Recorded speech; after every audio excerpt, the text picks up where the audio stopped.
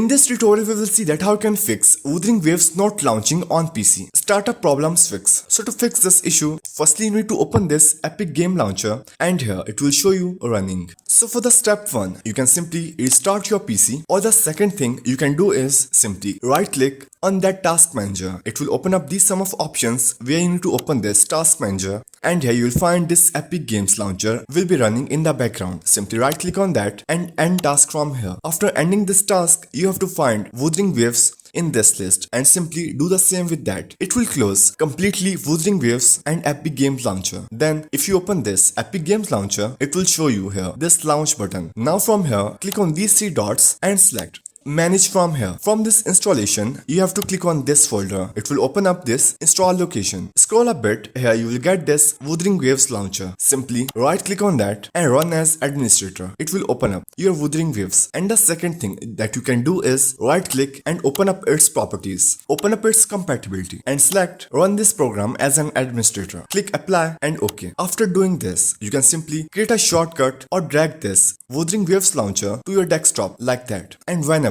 if you want to play this Wuthering Waves, simply right click on that and run as administrator every time. And for the last step, click on this search and search for settings and open up display from here. Then you have to select this display resolution to recommend it. So these were the settings to fix Wuthering Waves not launching on PC. Startup problems fix in just few easy steps.